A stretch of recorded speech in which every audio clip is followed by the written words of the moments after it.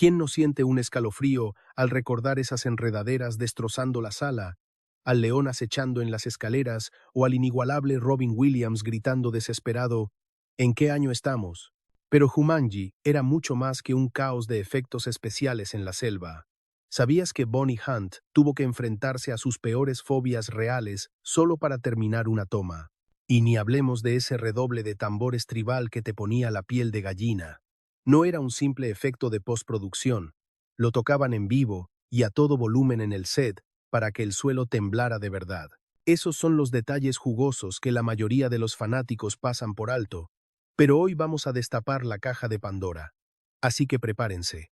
Aquí les traigo 15 secretos de Jumanji que cambiarán su infancia para siempre.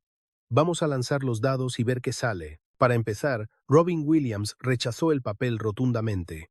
Al principio, la idea de ser Alan Parrish no le convenció en absoluto y dijo que no.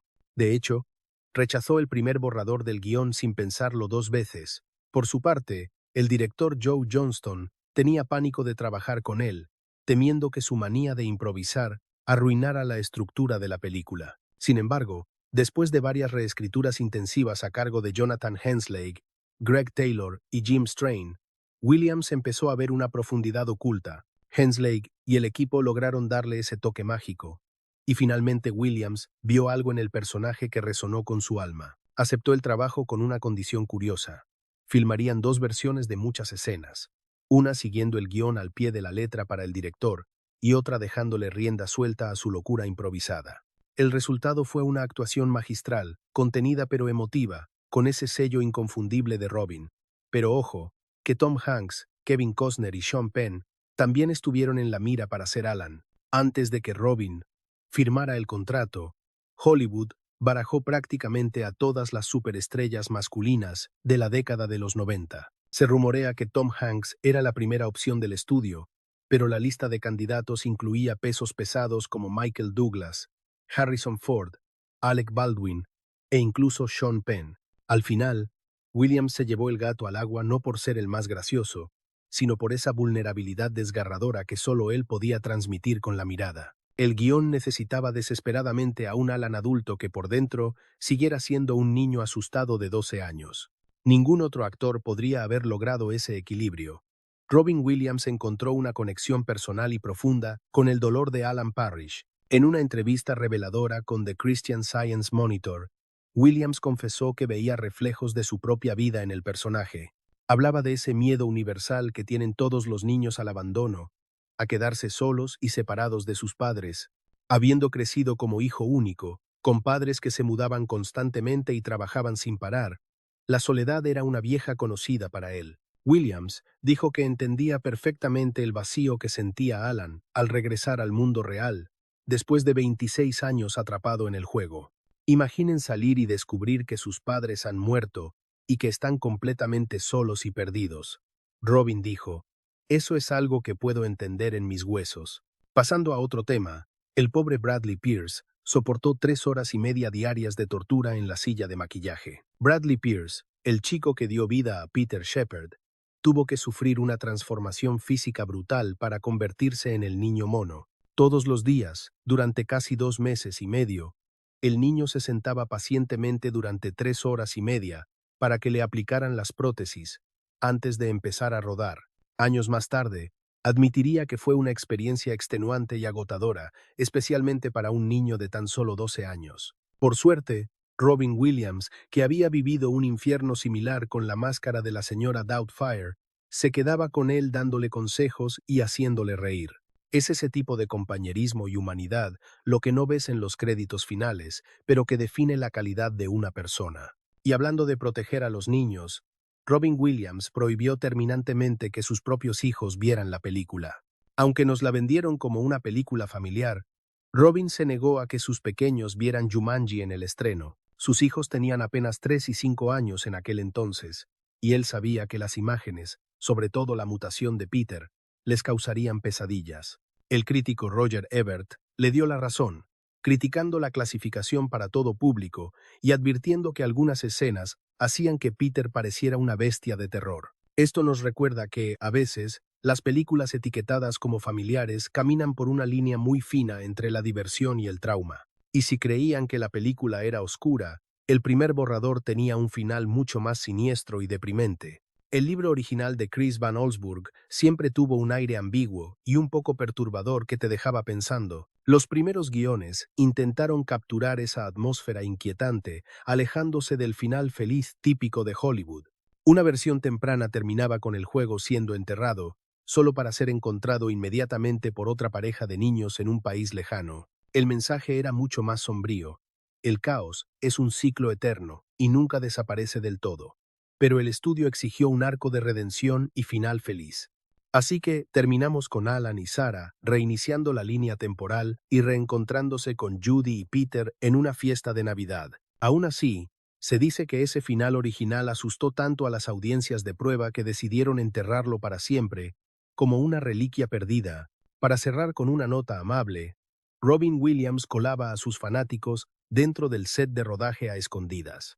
Mientras filmaban en Keene, New Hampshire, el actor invitaba discretamente a niños locales y pacientes de hospitales a visitar la producción. Organizaba el transporte y la comida de su propio bolsillo, sin decirle nada a los ejecutivos del estudio para evitar problemas burocráticos. Los lugareños cuentan que pasaba horas entre tomas contando chistes, firmando autógrafos y explicándoles la magia del cine a los pequeños. Nos hizo sentir parte de algo mágico y especial, comentó un adolescente local que tuvo la suerte de estar ahí. Porque al final del día, Robin no solo protagonizó la película para la cámara, sino que compartió su corazón con todos los que lo rodeaban. El rodaje se convirtió en un auténtico infierno dermatológico para Bradley Pierce debido al agresivo maquillaje de simio. Las complejas prótesis que transformaban al chico en Peter Mono no eran solo una molestia, sino una trampa tóxica para su piel. Tras soportar sesiones maratonianas de caracterización durante 2 meses, el rostro y el cuero cabelludo del joven actor dijeron basta, desarrollando una reacción alérgica brutal y persistente que alarmó a todo el equipo. La situación se volvió tan crítica que los especialistas médicos intervinieron, exigiendo un cambio inmediato en la fórmula química del pegamento protésico para evitar daños permanentes. La producción se vio forzada a detenerse, un parón costoso pero necesario para dejar respirar la piel del chico. Sin embargo, Pierce demostró un profesionalismo de acero y jamás soltó una queja por el dolor. Años más tarde confesaría que el sufrimiento valía la pena porque estaba viviendo su fantasía. Estaba cumpliendo el sueño de cualquier niño, actuando en una superproducción. Para él, el dolor físico era secundario. Se estaba transformando en una bestia, y tenía a Robin Williams como su mentor en esa jungla de locura. ¿Qué importaba una erupción severa cuando trabajas con una leyenda? Pero el drama no acabó ahí. El clima real decidió atacar. Es una ironía del destino digna de Hollywood. Justo cuando preparaban la secuencia del monzón ficticio, la madre naturaleza decidió mostrar quién mandaba realmente con una tormenta devastadora. Las costosas máquinas de lluvia artificial se quedaron de adorno mientras una tormenta verdadera azotaba la localización, inundando el set con una violencia que ningún efecto especial podría replicar. La icónica mansión Parrish, construida meticulosamente en Vancouver, quedó anegada bajo varios centímetros de agua turbia, lo que frió las instalaciones eléctricas y paralizó el rodaje durante días interminables.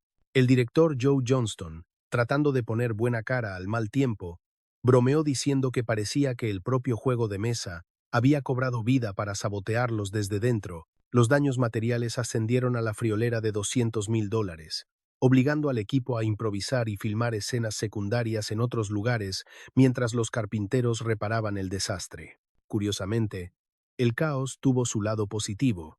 Parte del metraje de esa inundación real tenía tal realismo que terminó utilizándose en el montaje final de la película. Por otro lado, la magia digital fue una pesadilla de paciencia.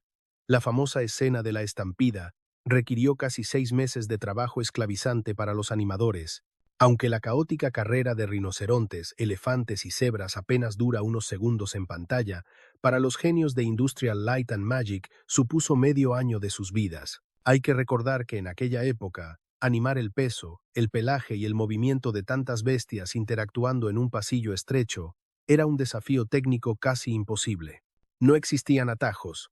Cada animal debía ser animado individualmente con un detalle obsesivo para luego ser compuesto digitalmente, capa por capa, en el mismo plano secuencia. Tom Bertino, el coordinador de efectos, Confesó que llevaron a las computadoras de la época al límite absoluto, rozando el colapso de los procesadores por la carga de datos. Renderizar un solo fotograma podía tardar hasta 48 horas. El resultado fue una secuencia que dejó al público de 1995 boquiabierto y que sigue siendo un referente visual hoy en día. Pero el terror no solo era visual. El diseño sonoro jugó con la psicología del espectador usando ambientes selváticos reales para los efectos del juego. Esos tambores tribales que te helaban la sangre y los sonidos que emanaban del tablero de Jumanji no eran simples sintetizadores. Tenían un origen orgánico y perturbador. Los ingenieros de sonido crearon una atmósfera densa, superponiendo grabaciones de campo de selvas auténticas, mezclando tambores tribales con frecuencias graves que retumbaban en el pecho. Manipularon rugidos de tigres ralentizándolos y reprodujeron llamadas de animales al revés para crear una sensación de naturaleza incorrecta y hacer que el juego se sintiera como una entidad viva y malévola. El artista de efectos de sala John Roesch explicó la intención. Queríamos romper la cuarta pared a través del audio. La idea era que la jungla no se limitara a la pantalla, sino que invadiera tu propia habitación, deslizándose en tu subconsciente de manera casi imperceptible, pero aterradora. Son esos detalles auditivos casi subliminales los que dotaron a la cinta de su atmósfera inmersiva, convirtiéndola en una de las experiencias más inquietantes del cine familiar. En cuanto al vestuario, el aspecto desaliñado de Alan Parrish no fue casualidad. Estaba inspirado en Robinson Crusoe y en la cruda realidad de los veteranos de Vietnam. La diseñadora Marilyn Vance buscó referencias muy específicas y poco convencionales para vestir al personaje, alejándose de los clichés de Hollywood. Estudió ilustraciones antiguas de náufragos y fotografías desgarradoras de soldados estadounidenses que habían sobrevivido meses en la selva asiática durante la guerra. Su objetivo era que Alan no pareciera un héroe de acción, sino un superviviente marcado, alguien que había pagado un precio altísimo por mantenerse con vida. Cada hoja, cuerda y hueso en su traje contaba una historia muda de trauma, adaptación forzada y una resistencia humana llevada al extremo. Robin aportó la intensidad emocional, comentó ella.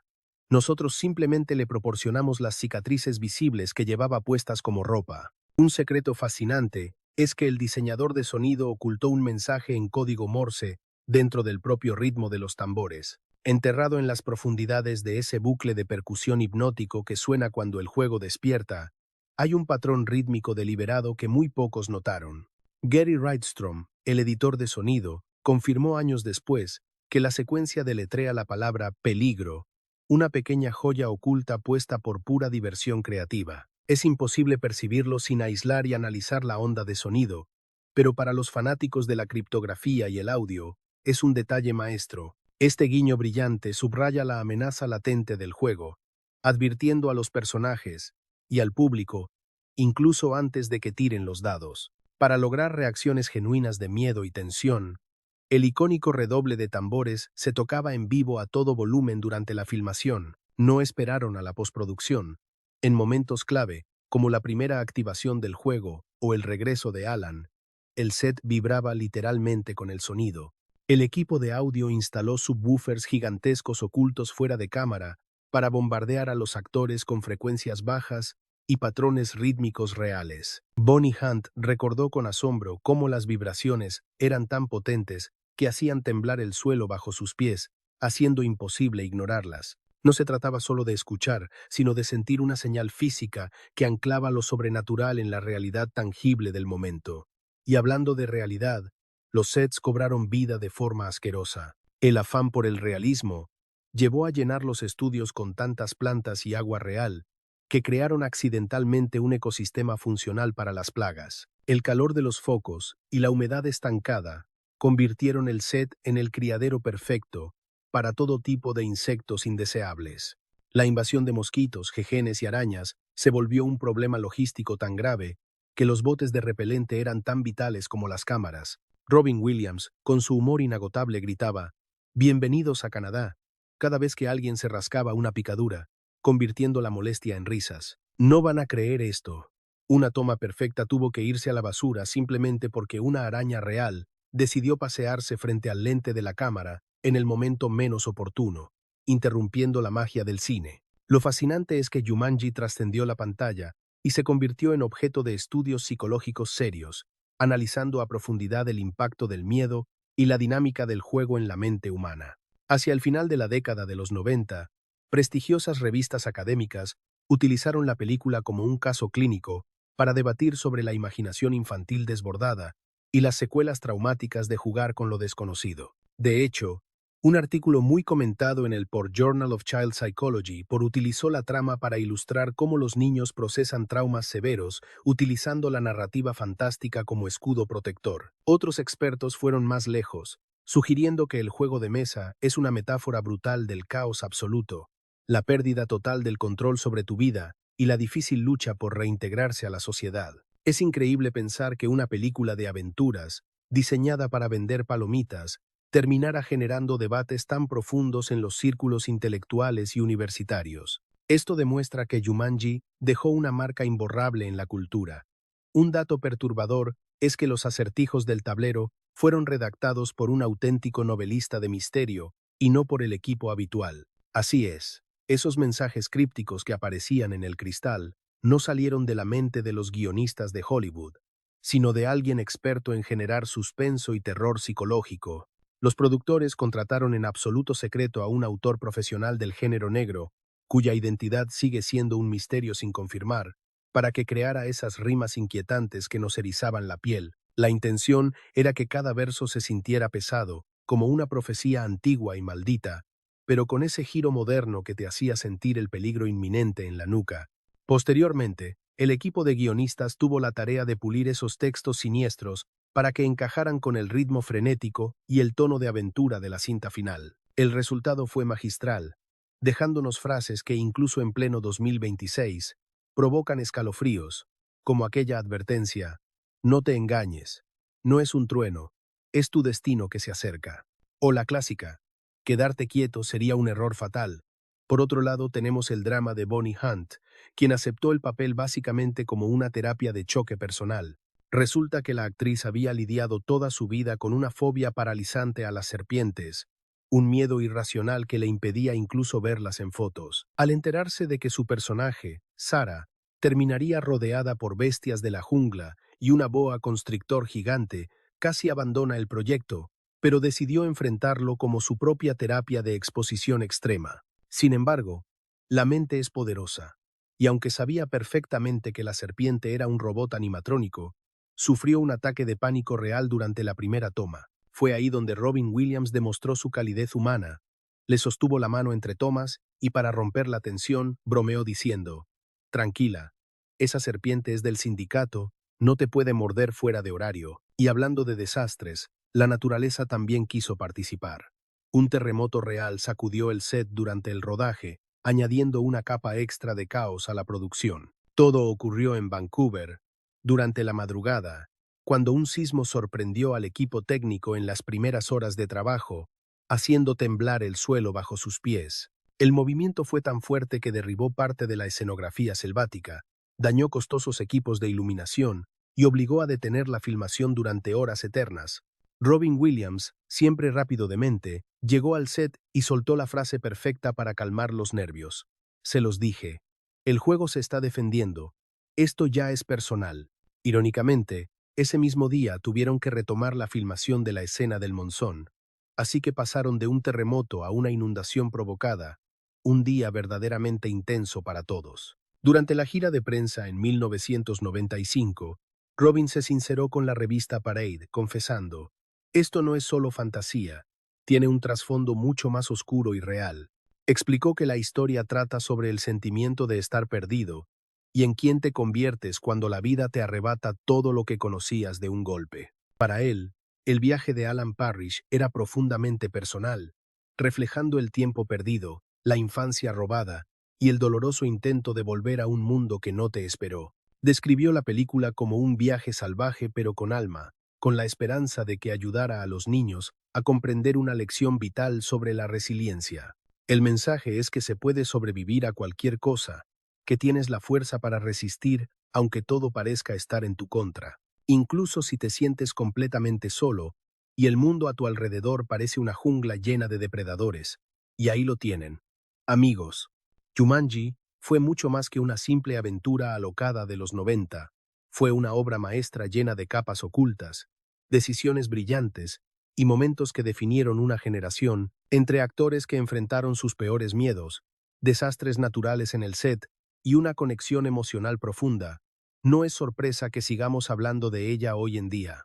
Es una leyenda que sigue viva en nuestros corazones y en los intentos de reinicio que vemos actualmente. ¿Cuál de estos secretos te impactó más?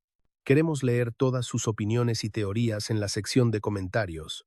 No se guarden nada. Si disfrutaron explorando esta jungla de curiosidades, revienten ese botón de me gusta, compartan el video con otro nostálgico de los 90 y suscríbanse para más historias ocultas del cine. Nos vemos en la próxima aventura.